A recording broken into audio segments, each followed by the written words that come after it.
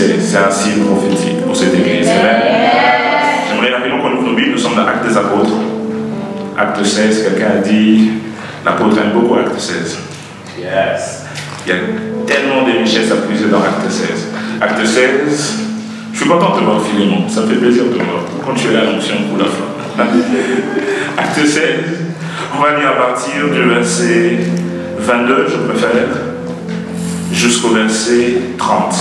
Quelqu'un a dit, on a que oui, petit verset à lire, n'est-ce pas? Pour celui qui n'est pas passionné de lecture, la lecture ne sera pas longue. Est-ce que quelqu'un voit? Acte 16, on va lire à partir du verset 22 jusqu'au verset 30. Je lis au nom du Seigneur. La foule se souleva aussi contre eux. Quelqu'un voit ça?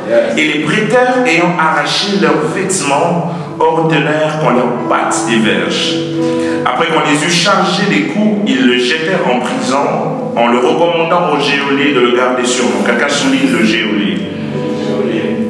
Le geôlier ayant reçu cet ordre, les jeta dans la prison intérieure et les mit les 7 aux pieds.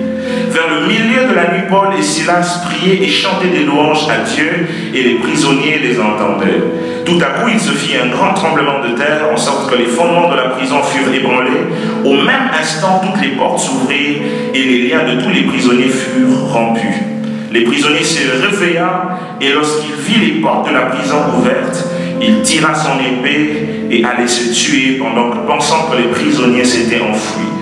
Mais Paul cria d'une voix forte. Quelqu'un dit avec moi, Paul cria d'une voix forte. Ne te fais point de mal. Nous sommes tous ici. Alors le geôlier, ayant demandé de la lumière, entra précipitamment et jeta tout tremblant aux pieds de Paul et de Silas. Le verset 30, le dernier verset, quelqu'un a dit ouf. Il le fit sortir et il dit, Seigneur, que faut-il que je fasse pour que je sois sauvé? Je préfère même ajouter un bonus, le verset 31. La Bible dit, c'est Paul et Silas qui parlent. Crois au Seigneur Jésus et tu seras sauvé, toi et ta famille. Quelqu'un peut acclamer le Seigneur?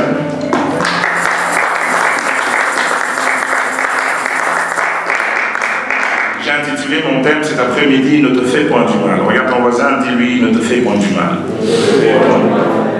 Ne te fais point du mal, tel que cité ici, c'est une prévention de Paul. En même temps, c'est un cri de cœur afin que quelqu'un ne se suicide pas. Dans l'histoire, telle que racontée, à partir du verset 22, même dans le verset qui vient juste avant, c'est Luc qui écrit cette histoire. Il est témoin oculaire, ce qui donne beaucoup plus de crédibilité à l'histoire. Vous savez, lorsqu'on raconte une histoire simplement parce qu'on a entendu de bouche à oreille, c'est très différent du tonus et de l'intensité qu'on peut avoir avec la crédibilité si nous écoutons la même histoire mais ayant été participants et témoins oculaires. Amen. Amen. Vous savez, dans les degrés du témoignage on crédibilise pas n'importe quel type de témoin. Les témoins qui écoutent sont crédibles, mais les témoins oculaires sont des témoins qui ont le droit de pouvoir être écoutés avec la crédibilité totale, croyant que tout ce qu'ils disent, c'est la vérité. Et l'une des choses qui me pousse à croire que cette histoire est vraie, ce n'est pas simplement parce qu'elle est écrite, mais parce qu'elle est écrite par un témoin oculaire. Luc était là dans cette expédition missionnaire. Nous sommes dans la ville de Philippe, et Paul est dans son deuxième voyage missionnaire. Il vient prêcher la bonne nouvelle, il est avec Silas, et Luc, non cité, mais à plusieurs contextes, il a tendance à dire nous, comme pour dire qu'il était aussi là. Et qu'est-ce qui se passe? Ils ont prêché l'évangile, et pendant qu'ils étaient en train de prêcher, il y avait une femme qui était animée d'un esprit de Python. Quelqu'un dit avec moi un esprit de Python. Cette femme avait tendance à pouvoir dire des choses de sources spirituelles, mais n'étant pas des sources divines. Comme pour dire que tous ceux qui parlent spirituellement ne parlent pas forcément avec la source divine. Jésus a dit une fois à ses apôtres, il parlait à Pierre, il dit que c'est le Père qui t'a révélé ces choses, ce n'est pas la chair et le sang. Il y a beaucoup de sources qui peuvent parler. Le problème aujourd'hui, c'est qu'à chaque fois qu'on parle de manière spirituelle, on qualifie ça directement d'être divine, alors que ce n'est pas n'importe quel type de source qui est divine. La source divine existe, il y a des sources psychiques, il y a des sources de la chair et du sang, mais il y a aussi des sources démoniaques. Amen. Et cette fois-ci, la femme à l'esprit de Python ne parlait pas de la part du Seigneur, elle parlait par des esprits de Python. C'est vrai que Pierre dit, c'est par l'esprit que nous avons été poussés à pouvoir parler de la part du Seigneur. C'est poussés par l'Esprit, que ces hommes ont parlé de la part du Seigneur, mais dans le contexte de Paul, ce n'était pas poussé par l'Esprit du Seigneur, c'était poussé par des esprits de Python. Et l'Esprit de Python a tendance à pouvoir révéler des vérités présentes sans pour autant avoir l'information du Dieu que nous servons. L'Esprit de Python a généralement les mêmes connotations que la manifestation de la parole de connaissance dans l'Église. La parole de connaissance révèle les secrets des cœurs. Samuel dit à Samuel, dors le lendemain, je vais te révéler ce qu'il y a dans ton cœur. La parole de connaissance est très importante parce qu'elle révèle les secrets du cœur. La Bible dit que celui qui se confie en l'Éternel trouve dans son cœur des chemins tout tracés. Dans le cœur de tout un chacun, il y a une cartographie de son destin. Et la parole de connaissance révèle la cartographie du destin de tout un chacun. Mais l'esprit de Python fait un tout petit peu ce que fait la parole de connaissance, mais étant engagé de l'autre côté. Vous savez de qui je suis en train de parler, n'est-ce pas? Et la femme à l'esprit de Python révèle des choses vraies sur Paul, mais ne parlant pas de choses divines. Paul, se lassant de l'entendre, va finalement faire la délivrance de cette femme et ça va emmener le dossier beaucoup plus loin que prévu. Aide-moi à dire à ton voisin, ta voisine, ça a emmené le dossier beaucoup plus loin que prévu. La Bible va dire que les chefs de cette femme, qui étaient certainement des magiciens dans la ville de Philippe, qui étaient haut placés, qui avaient des connexions dans la ville, ont emmené Paul et Silas devant des prêteurs, qui étaient des magistrats. Et les prêteurs vont être soudoyés dans leur jugement et ils vont prendre Paul et Silas pour leur mettre dans la prison interne. La Bible dit qu'on l'a recommandé à un homme qu'on appelait le geôlier. Ce qui me donne de croire que ces hommes qui étaient derrière cette femme avaient des grandes connexions placées dans la nation. C'est parce qu'ils avaient des connexions avec les prêteurs qui avaient l'habilité à pouvoir juger des grands cas dans la ville. Vous savez, à l'époque de Paul, nous sommes en période de Gégmonie romaine, il y avait 4 types de juges dans la cité. Il y avait les prêteurs, les édiles, les questeurs et les consuls. Chaque juge s'occupait d'un certain palier en société. Les prêteurs s'occupaient des affaires politiques. Mais vous allez vous rendre compte que la cause qui a emmené Paul et Silas devant les prêteurs n'a rien à voir avec une affaire politique. Du reste, en droit, on ne peut pas clarifier sur une affaire juridiquement si les sources et les causes sont spirituelles. Donc normalement, Paul et Silas, devant la loi, ont raison d'être blanchis parce qu'ils n'ont rien fait. Et devant la loi de Dieu, ils ont fait le bien à cette femme en la délivrant d'un esprit qui était en train de la posséder. Mais puisque les magistrats étaient corrompus, ces magistrats l'ont jeté en prison, mais ils vont le recommander à un homme qu'on appelle le geôlier. Le geôlier n'était pas le nom de cette personne, c'était la fonction qu'il occupait. C'était un gardien de prison. Pour ceux qui ont l'habitude de regarder des séries ou des films où on parle des break-up de prison, c'est-à-dire comment on dit ça en français? Des évasions de prison. Tous ceux qui sont responsables de prison, à l'époque de Paul, on les appelait les geôliers. C'est-à-dire des personnes haut placées qui ont la fonction de pouvoir gérer la prison. Et cet après-midi, j'aimerais qu'on ait un œil précis sur le geôlier tel que cité. Tel que cité, il était le gardien d'une prison. Répète à ton voisin, ta voisine, le geôlier était le gardien d'une prison. Ce que la prison représentait pour le geôlier, c'était premièrement son entreprise. Pourquoi? Parce que c'était le travail qu'il avait. Il était le gardien d'une prison. La prison représentait premièrement pour le geôlier le gardien de son entreprise. Deuxièmement, la prison représentait l'endroit dans lequel il fonctionnait et son argent était en train de tourner. C'était cela son travail. Mais ce jour-là, puisqu'ils ont injustement pris des prisonniers qui ont le malheur pour lui de connaître Dieu, vers le milieu de la nuit se mettent à prier et à chanter, Dieu ne reste pas insensible lorsque les hommes prient et chantent à sa gloire. La gloire tombe et la gloire va faire des dégâts dans cette prison. D'une part, la gloire qui tombe vient faire des bonnes choses pour Paul et Silas qui ont prié. Mais si on doit voir ça du camp du geôlier, la gloire qui est tombée est venue gâter son business. La gloire est venue détruire son entreprise. La gloire est venue détruire ce qu'il avait de meilleur. La gloire est venue détruire la machine qui faisait tourner son argent. Dieu avait un plan pour ces geôliers, tel que vous pouvez le voir à la suite de l'histoire. Mais j'aimerais ici m'atteler sur quelques principes très importants qu'on peut tirer de la vie de ces geôliers surtout lorsque Dieu se manifeste et veut agir sur un certain type de personne. Quelqu'un est avec moi? Lorsque la gloire de Dieu tombe en prison, la gloire de Dieu vient faire bénéficier Paul, Silas et Luc, mais la gloire de Dieu vient rendre désavantagé ou handicape la vie du geôlier. Et le geôlier, voyant ces choses se manifester, pensant que les prisonniers s'étaient enfuis, parce qu'on lui avait dit de garder sûrement les prisonniers. C'était une affaire de l'État dans laquelle les magistrats allaient profiter en gagnant de l'argent, soudoyés par les maîtres de la femme sur qui Paul et Silas avaient fait la délivrance. Et c'était une affaire dans laquelle ces hommes-là aussi, non cités, c'est-à-dire ces magiciens, allaient s'en profiter pour pouvoir continuer à pouvoir faire leur commerce. C'est-à-dire, d'un côté, il y a des intérêts qui sont partagés. Il y a des magistrats qui sont corrompus, qui attendent de l'argent de cette affaire. D'un autre côté, il y a des magiciens qui utilisent la femme à l'esprit de Python, qui a la connotation d'une prophétesse dans la ville, et qui, par cette fausse église, fait entrer de l'argent à des magiciens. Vous voyez un peu? Donc, ça représentait quelque chose de colossal et d'important. Le cas de Paul et de Silas. C'était un cas normalement qui ne pouvait pas trouver une justice selon les juridictions des hommes et une justice selon la méchanceté de leur cœur. Ils ont quand même essayé de changer l'histoire, ils ont quand même essayé de les emmener plus loin afin de les faire périr, mais aussi afin de maintenir leurs intérêts. Et lorsque la gloire de Dieu vient faire le bien à Paul et Silas en prison, la gloire de Dieu commence par détruire les affaires du geôlier. Et voyant que son entreprise est détruite, et voyant que, et pensant que les prisonniers s'étaient enfuis, la Bible dit qu'il a tiré son épée voulant se tuer. Et Paul a crié d'une voix forte, ne te fais point le mal.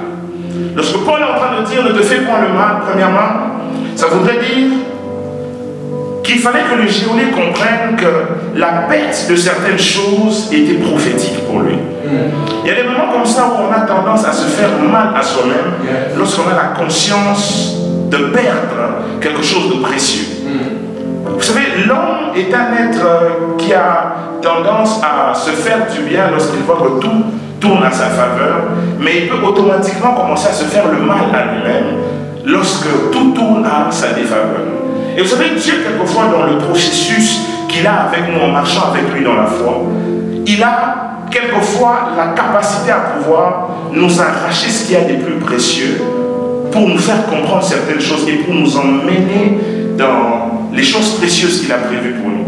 Et pour le geôlier qui avait un rendez-vous avec Dieu dans sa destinée, la gloire de Dieu qui est venue, elle est venue détruire son entreprise, détruire ce qui faisait son orgueil et sa force, parce que Dieu avait quelque chose à faire avec lui. Il arrive des fois comme ça où tu es en train de passer par des circonstances dans lesquelles tu connais des grandes pertes.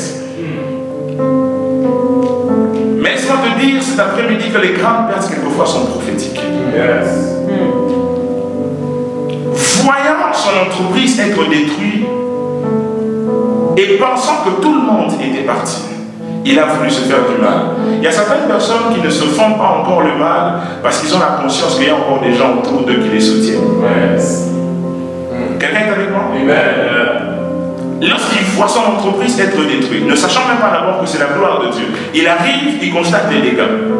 Mais lorsqu'il se met à penser, il a le réflexe de croire que les gens qui étaient avec lui, c'est-à-dire les prisonniers qui étaient à sa charge, sont partis. Il a voulu se tuer. Il y a beaucoup de personnes qui se retrouvent dans ce terrain d'enjeux psychologiques, dans ce terrain d'enjeux physiques, où ils ont tendance à se faire le mal, d'une manière consciente ou d'une manière inconsciente. Pourquoi? Parce qu'ils ont la conscience qu'ils ont perdu quelque chose de valeureux. Cet après-midi, je ne sais pas qu'est-ce que tu as perdu de valeureux. Dieu seul sait ce que tu as perdu de valeureux. Pour quelqu'un d'autre, c'est un foyer. Pour quelqu'un d'autre, c'est une paix en rapport avec quelque chose. Pour quelqu'un d'autre, c'est un business. Pour quelque chose. Pour quelqu'un d'autre, c'est un diplôme. Pour quelqu'un d'autre, c'est tant de choses que vous seul savez. J'aurais bien voulu avoir une parole de connaissance pour la vie de tout un chacun et pour décrire qu'est-ce que tu as perdu de plus précieux, que tu considérais de plus précieux. J'aimerais te dire cet après-midi, ne te fais point de mal. Le grand problème avec beaucoup des hommes de destinée, je crois que tous nous avons une destinée en Christ. Il dit à Jérémie, depuis que tu étais une masse informe, dans le ventre de ta mère, je te connaissais, je t'avais établi prophète. Je tiens à rappeler à quelqu'un, il n'y a pas que Jérémie que Dieu connaissait. Dieu connaissait tout un chacun de vous.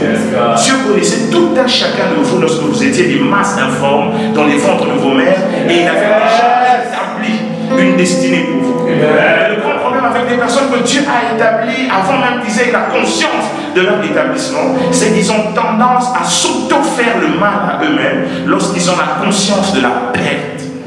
J'aimerais le répéter à quelqu'un ici que certaines pertes sont prophétiques. Certaines pertes sont prophétiques. Vous le voyez dans le livre de Job. Alors que tout se passe bien pour Job sur la terre, alors que tout marche bien pour Job sur la terre, dans le ciel, il y a un concile angélique dans lequel Dieu et certains anges de haut rang se mettent à discuter sur les prospérités financières des hommes sur la terre. Et Satan, qui avait encore son accréditation, arrive dans ce conseil et il se met à dealer avec Dieu. Cet homme-là continue à te servir parce que tu l'as béni. Vous savez, Dieu seul sait si cette parole de Lucifer est vraie pour certains d'entre vous. Parce qu'il y a certaines personnes qui continuent à servir Dieu. Pourquoi? Parce que Dieu les a. Alors il y a un deal qui se passe là-haut. Alors que Job ne sait pas. J'aimerais dire à quelqu'un ici que là-haut, alors que toi tu dors ou alors que tu fais des choses ici souvent, il y a une discussion sur toi. Il y a des décisions qui sont prises sur toi. Il y a un dialogue, il y a toute une conversation dans laquelle ton nom est cité, dans lequel les enjeux de ta destinée sont cités.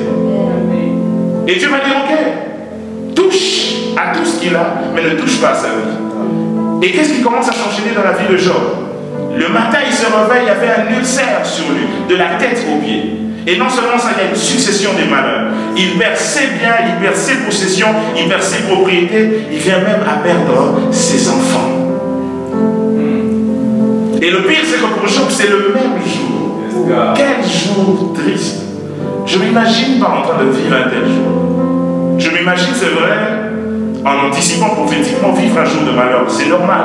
La Bible dit dans l'Ecclésiaste, il y a un temps pour tout sur le soleil. Un temps pour manger, un temps pour avoir faim. Un temps pour se réjouir, un temps pour pleurer. Souvent les enfants de Dieu, nous n'aimons pas voir, nous n'aimons pas embrasser le cycle du temps de la vie de l'homme.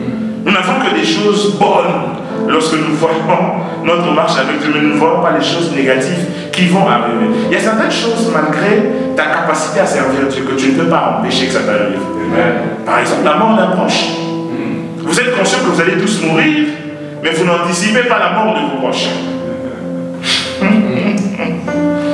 Quelqu'un est avec moi? La Bible dit, il y a un temps pour tout sur le soleil, un temps pour se réjouir, mais aussi un temps pour pleurer. La destinée est faite de cette planification des deux tendances.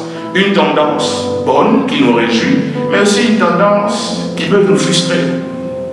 Dieu attendait à ce que l'Égypte arrive à une certaine stature d'abondance. Mais Dieu a prédit deux temps, les années de vaches grasses et les années de vaches maigres. Les années de vaches grasses n'annulaient pas les années de vaches maigres. Comprendre les années de vaches grasses n'annulait pas les années de vaches maigres. Souvent, ce qui tue beaucoup de chrétiens, c'est le déséquilibre qu'on a aujourd'hui. Paul dit, je sais vivre en tout temps. J'ai appris à vivre dans l'abondance comme dans la disette, dans le manque comme dans l'abondance. Je sais vivre en tout et pour tout. Je sais vivre en tout et pour tout. Il y a un déséquilibre dans le christianisme et dans la foi que nous prêchons aujourd'hui lorsque nous apprenons aux gens à anticiper, à vivre simplement dans l'abondance que Dieu a promis. Mais pas à ne pas vivre dans le manque, dans la disette, dans le rejet, dans l'abondance. Quelqu'un est avec moi? Et c'est ici, Dieu veut faire quelque chose dans la vie de Job. Et en un seul jour, il a tout perdu. Quelqu'un dit avec moi, il a tout perdu. Il a perdu ses biens, ses possessions, ses propriétés. Et le pire, c'est qu'il perd ses enfants. Et pas un seul enfant, pas deux, pas trois, 12. 12 enfants. Mais la perte était prophétique. Il n'y a rien qui arrive dans la vie d'une personne qui aime Dieu sur la terre, que ce soit en bien ou en mal, que Dieu n'ait voulu. La Bible dit que toute chose concourt au bien de ceux qui aiment Dieu. Toute chose concourt au bien de ceux qui aiment Dieu, pas au bien de ceux qui adorent. Tu peux adorer et un malheur t'arrive, ça peut ou ne pas être Dieu. Mais aussi longtemps où tu aimes Dieu, et Dieu sait que tu l'aimes, il n'y a rien de ce qui peut t'arriver sans que Dieu n'ait signé quelque part que ça arrive. Aussi longtemps que tu aimes Dieu, toute chose qui t'arrive, que ce soit bien ou que ce soit pas bien, que ce soit plaisant, que ce soit moins plaisant, que ce soit glorieux ou que ce soit sombre, toute chose arrive parce que Dieu l'a voulu. Donc l'amour de Dieu est une preuve suffisante que tout ce qui peut arriver à l'homme a été décidé d'abord par Dieu. Jean aimant Dieu, le malheur qui lui était arrivé parce que Dieu le voulait. Et quelquefois, lorsque l'on vit ce genre de malheur, ce genre de peine qui s'articule de manière différente dans la vie de tout un chacun, on a tendance à croire que Dieu nous a abandonnés, Dieu nous a rejetés, Dieu ne veut plus fonctionner avec nous, Dieu n'écoute pas nos prières. Dieu n'écoute pas nos prières. J'aimerais qu'on ait un autre regard par rapport à la peine, quelquefois. Aussi longtemps que tu aimes Dieu, la peine peut être voulue de Dieu. Certaines pertes sont prophétiques. C'est la première des choses que le géolier était censé comprendre. Paul crie d'une voix forte. Non seulement que la Bible dit que Paul a crié, mais la Bible dit d'une voix forte. Souvent, il est très important de pouvoir augmenter le tonus de notre voix en tant que prédicateur pour faire comprendre à l'Assemblée que la peine ne va pas te tuer. La peine a été voulue de Dieu. Souvent, d'une voix simple, on risque de courir le risque de perdre le géolier. Il y avait une distance entre l'endroit dans lequel le géolier se trouvait et la cellule dans laquelle Paul se trouvait. La Bible dit qu'il avait été placé dans la prison intérieure, c'est-à-dire dans le sous-sol. Il y a des moments comme ça où il y a tellement des barrières entre la voix prophétique et toi qu'il est important de pouvoir augmenter la dose d'entendement de la voix prophétique afin de pouvoir augmenter la dose de la compréhension de celui qui doit l'entendre afin de vivre selon la pensée de Dieu. J'aimerais le dire comme ça avec la dernière énergie qui me reste dans mes tripes. Ne te fais point de mal. Et vous savez, il y a un mal que beaucoup de gens se font dans la présence de Dieu, dont ils ne réalisent même pas qu'ils se font eux-mêmes le mal. C'est ce que j'appelle le suicide dans la prière. Répète à ton voisin, ta voisine, le suicide dans la prière. Il y a des gens comme ce géolier qui ne se suicident pas avec une épée, mais qui se suicident dans la présence de Dieu. Je donne un exemple. Tu as longtemps prié pour quelque chose qui n'est jamais arrivé et tu abandonnes en disant Seigneur, fais de moi seulement ce que tu veux. Il y a des fois comme ça où le fait que tu te présentes à Dieu comme un sacrifice, c'est une manière à pouvoir cacher le fait que tu ne crois plus à la parole prophétique qui t'a dit autrefois. Est-ce que je parle à quelqu'un? Fais seulement ce que tu vas vouloir faire. Seigneur, je suis là. Non. Ça, c'est un suicide dans la prière. La Bible dit qu'un seul est mort pour tous, pour que tous nous puissions vivre pour un. Ce n'est pas la pensée de Dieu que tu te sacrifies pour que la vie sorte de toi. Non. Le Fils de Dieu est mort une fois pour que tous nous recevons la vie. Ça, c'est l'évangile. Sinon, c'est un autre évangile que nous prêchons. Et puisque un seul est mort pour tous, ce n'est pas la pensée de Dieu que tu puisses vivre en Rambo et que tu meurs en Kizito. Alléluia. La pensée de Dieu, c'est que tu vives le planning que tu reçois de lui par Jésus-Christ, son Fils. Et il y a des gens comme ça, vous vous suicidez en prière.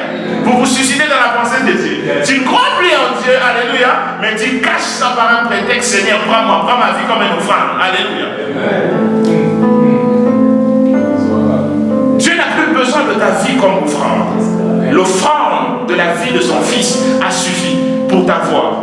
S'il t'a déjà eu une fois, tu ne peux pas le redire de te reprendre une seconde fois. Si tu as eu une fois, tu ne peux pas lui dire de te reprendre. Si tu continues à penser que tu peux lui donner une partie de toi, en pensant que tu vas recevoir ce que tu attends de lui, ça voudrait dire qu'à la base, tu n'as jamais compris que tu lui appartenais, que tu ne t'appartenais pas. Pour un homme, pour une femme qui sait qu'il appartient totalement à Dieu, il sait qu'il n'y a rien de lui qui peut encore utiliser comme deal pour présenter devant Dieu afin de recevoir quelque chose de Dieu. Il n'y a rien que tu peux donner de Dieu venant de toi si tu es déjà en Christ. Il n'y a rien. À moins que tu n'as jamais été en Christ. Quelqu'un est avec moi? Un jour, j'étais en train de parler à une fille spirituelle en Allemagne qui me disait, en tout cas, mes alliances ces derniers temps. J'ai dit, tu n'as aucune alliance avec Dieu.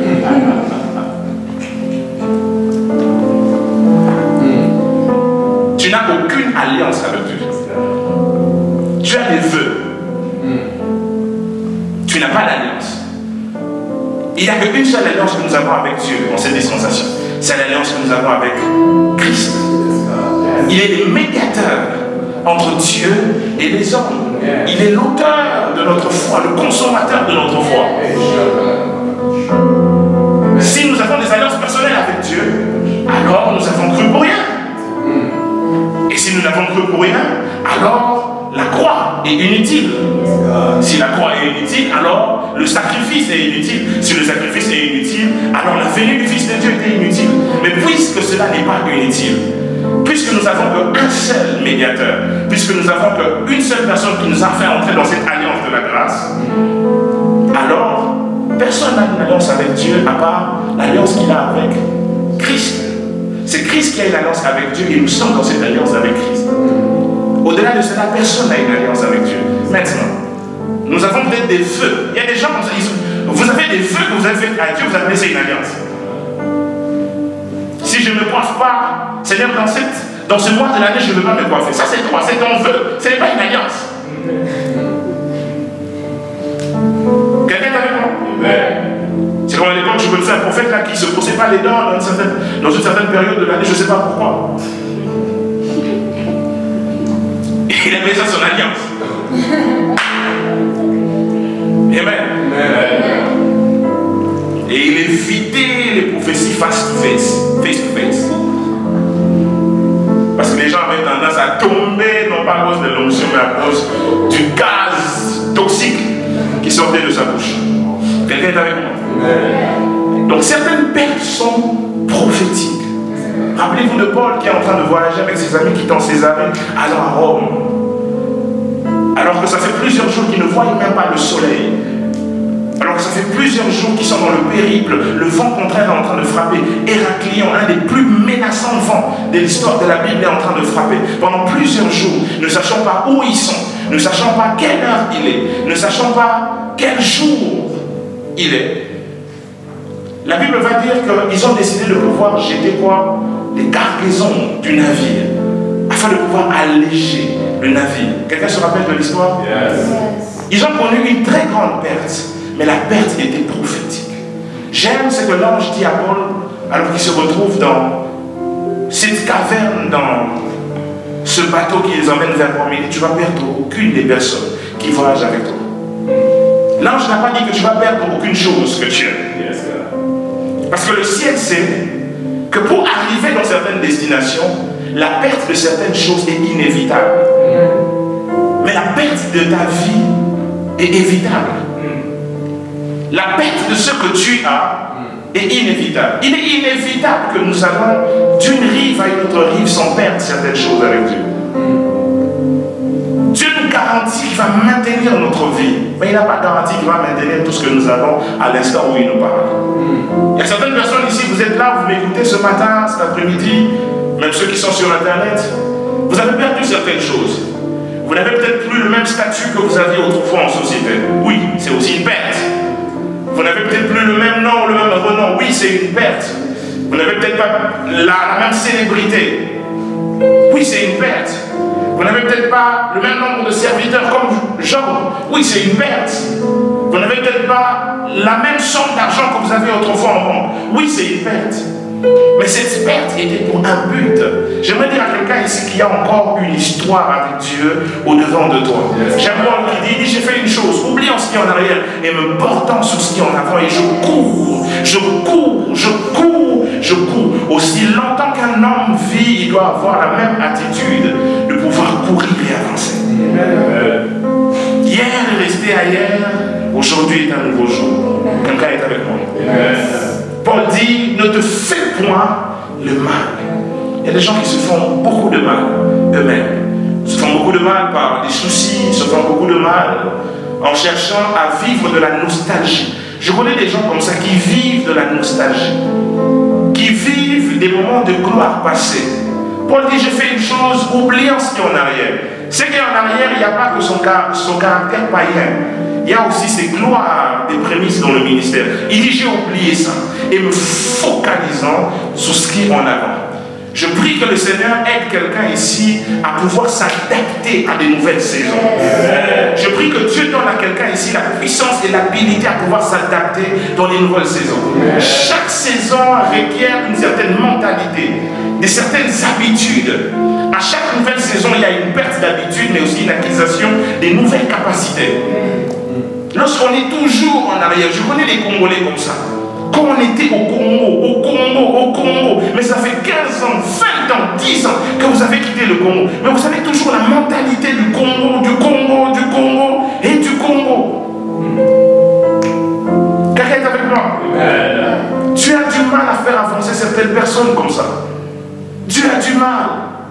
Vous savez, dans la pensée de certaines personnes, tel que vous le voyez même dans les Écritures, il y avait des connotations prophétiques avec l'immigration, n'est-ce pas? Les grands hommes ont été des grands immigrants.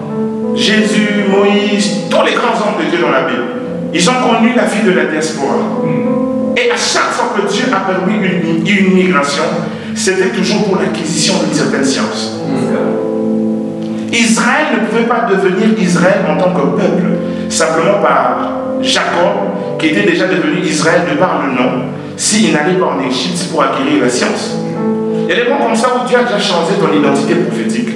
Mais Dieu t'emmène quelque part pour avoir une certaine science qui va accompagner et équilibrer l'identité prophétique qu'il a dit à toi. Dieu a changé le nom de Jacob en Israël.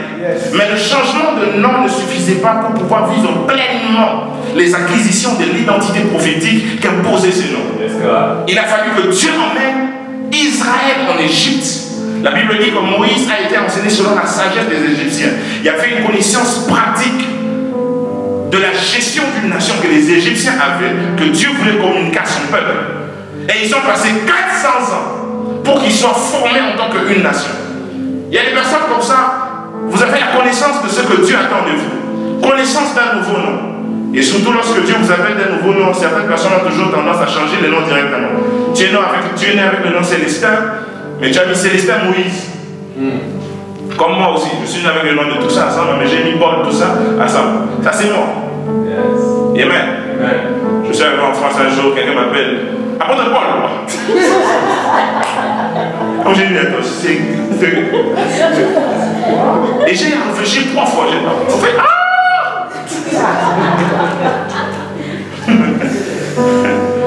il parle de qui? Quelqu'un t'avait parlé?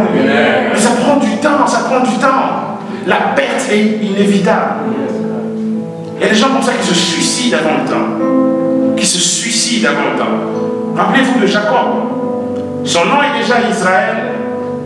Mais lorsqu'il a perdu son fils, il était mort en lui-même, quoique vivant.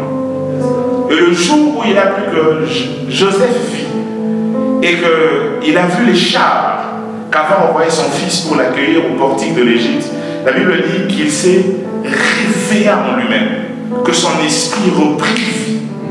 Il y a des gens comme ça, vous vivez, mais vous êtes déjà mort intérieurement. Pourquoi? Parce que vous ne comprenez pas que la perte était prophétique. Je parle à quelqu'un ici qui a perdu un fils, qui a perdu une fille, qui a perdu un ami. La perte était prophétique. Il y a des moments où, même comme Jacob, nous pensons que nous avons vraiment perdu alors que nous n'avons rien perdu. Nous ne comprenons juste pas pourquoi est-ce que Dieu a séparé pendant un temps. Il y a des moments comme ça où nous pensons que nous avons vraiment perdu alors que Dieu a juste fait une séparation temporelle. Comment? Pour préparer ceux avec qui il nous a séparés. Pour préparer ceux avec quoi il nous a séparés à un plus grand bien qu'il voulait pour nous. J'aimerais dire à quelqu'un ici, comme c'est le cas de Jacob, que dans les temps qui viennent, tu vas voir de tes propres yeux la preuve que ce dont quoi il t'a séparé, c'était utile, parce que ton esprit va revivre. Est-ce que je parle à quelqu'un? Ne te fais point le mal. Je m'imagine un peu Jacob, s'il était venu à se suicider, parce qu'on a annoncé que son fils, Joseph, était mort 13 ans avant. Il n'allait pas connaître cette expansion de sa vie et de son ministère en Égypte. y a certaines personnes sur qui nous avons fait du bien, mais nous sommes sans nouvelles d'eux. Vous savez, lorsque vous avez toujours le réflexe à toujours réagir par rapport à ce que vous ne comprenez pas, vous risquez de pouvoir rater des grandes bénédictions. Joseph a prophétisé l'élévation de l'échasson en prison. Avant que l'échasson soit parti et rétabli dans ses fonctions, il lui fait faire la promesse: lorsque tu seras rétabli, ne m'oublie pas. Mais pendant 2 ans, il a quand même oublié. Vous blaguez avec l'homme. Je m'imagine un peu comment c'était ce matin-là. Donc pendant qu'on est en train de venir les prendre pour lui dire: le pharaon t'a restauré, il est en train de se laver, il est en train de raser sa barbe, ils ont prié en langue avec Joseph. Ne m'oublie pas, ne m'oublie pas. Et puis Betty fait: take it. Il sortait en larmes ce jour-là. Ah, ça coule dans le jamais la vie n'a pas en ça, moi je suis fatigué des promesses déjà. Voilà. Faites confiance à Dieu, s'il vous plaît. Un jour, j'ai dit à quelqu'un: épargne mon cœur de certaines blessures. Je te prie. Mais pourquoi? J'ai dit: épargne. Il m'a dit: si seulement l'affaire réussit. Si seulement l'affaire réussit. Tu vas voir ce que je vais emmener à l'église. Il n'est jamais venu. Amen. Et je te bénis là où tu es. Amen. We need Jesus. Si l'Éternel ne bâtit pas celui qui bâtit, il bâtit en vain. Si l'Éternel ne finance pas celui qui finance, finance. Amen. La force d'un serviteur de Dieu se retrouve dans la confiance qu'il place à son Dieu. Quelqu'un est avec moi. Ne te fais point le mal, Paul était en train de dire au Géolé. Mais la seconde chose que ça voudrait dire, c'est que quelquefois on se fait le mal parce que nous manquons Christ dans nos vies. Amen. Le Géolé était appelé à connaître Christ dans sa vie. La Bible déclare dans Jean 1 Jean 5, 12, que celui qui a le Fils a la vie, celui qui n'a pas le Fils n'a pas la vie. Peu importe combien peuvent se manifester ce que tu as, aussi longtemps que Christ n'est pas en toi, tu n'as rien gagné. Charles Spurgeon disait un jour: celui qui n'a pas trouvé Dieu n'a rien trouvé. Celui qui n'a pas trouvé Dieu n'a rien trouvé. Et cet homme manquait Christ, il manquait la vie. Quelquefois on se suicide parce que nous manquons la vie de Dieu manifestée en son Fils Jésus-Christ. Quelquefois nous nous tuons avant le temps. Qu'est-ce qui explique même les morts précoces de beaucoup des jeunes? J'étais en train de regarder les informations, j'ai appris qu'il y a un jeune artiste très célèbre mort à 33 ans, jeune. On peut accorder toutes les raisons qu'on veut au monde, mais l'une des principales, c'est parce que nous manquons la vie de Dieu. Peu importe combien peut paraître vivant quelqu'un dans ses avoirs, dans sa connaissance, dans sa science, s'il n'a pas en lui la vie de Dieu, il n'a rien. Le problème aujourd'hui, c'est qu'à l'église, nous élevons et nous faisons la promotion des personnes qui peuvent nous financer, mais dans qui il n'y a rien, aucune vie spirituelle.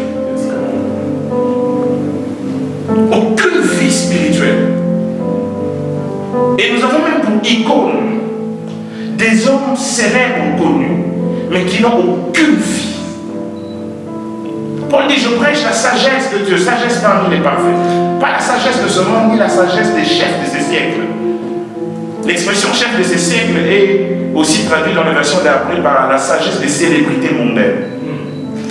Aussi longtemps où nous vivons sur la terre, nous connaîtrons toujours certaines personnes très connues des hommes, très aimées des hommes, mais en même temps n'ayant aucune vie en eux-mêmes et qui perdent beaucoup des gens. Moi, je suis de ceux qui croient que tout ce qui est iconique, tout ce qui est icône, n'a pas pour origine Dieu. Nous sommes dans une génération comme ça où nous attribuons l'élévation, toute élévation à Dieu, toute espèce d'élévation à Dieu. Il est féticheur, ça nous réussit. Ah, ça c'est bien.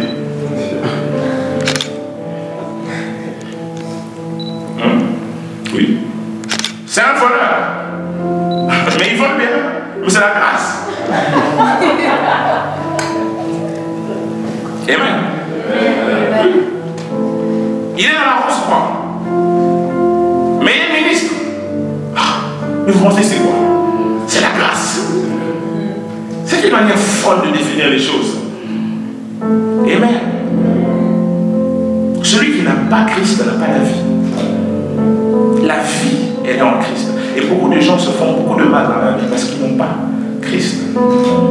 J'étais en train d'entendre des confessions d'un homme très élevé qui parlait de la sphère et des réalités de certaines choses que nous ne connaissons pas. Il parlait des millionnaires qui se suicident, des milliardaires qui se suicident. La plupart des hommes que nous admirons, que ce soit à la télé, la plupart, ce sont des hommes qui sont addicts à la pornographie, addicts à la drogue, addicts à l'alcool, addicts à la cigarette. La vie est là en Christ. Et souvent, nous nous auto-tuons comme ça. Nous nous auto-tuons comme ça. Nous nous ôtons la vie. Que ce soit la vie en pensée, que ce soit la vie en futur, que ce soit la vie en termes de ce que nous avons de vital. Nous nous détruisons comme ça parce que nous n'avons pas Christ. Et j'aimerais dire à cette catégorie des personnes, ne te fais point le mal. Et cette personne va poser la question à Paul et Silas. Il dit comment faire pour être sauvé? Il dit crois au Seigneur et tu seras sauvé, toi et ta famille. C'est ça, crois au Seigneur et tu seras sauvé, toi et ta famille. Y a-t-il quelqu'un ici qui a besoin de croire au Seigneur? J'aimerais pas qu'on comprenne seulement croire au Seigneur dans le cadre de la nouvelle naissance. Lorsque Jésus a dit à Jairus, crois seulement. Jésus a dit à Marthe, si tu crois, tu verras la gloire de Dieu. Le problème, c'est que nous présentons croire au Seigneur simplement dans le domaine de la nouvelle naissance. Croire au Seigneur peut aussi impliquer continuer à nous faire confiance pour voir un miracle. Croire au Seigneur voudrait dire aussi continuer à croire pour voir les promesses s'accomplir. Crois au Seigneur. Et tu seras sauvé, toi et ta famille. Tu seras sauvé de la damnation éternelle, toi et ta famille. Tu seras sauvé de la pauvreté éternelle, toi et ta famille. Tu seras sauvé de ce manque, toi et ta famille. Toi et ta famille, crois au Seigneur. Quelqu'un est avec moi? Ne te fais point le mal. Est-ce que quelqu'un peut s'élever dans la présence de Dieu?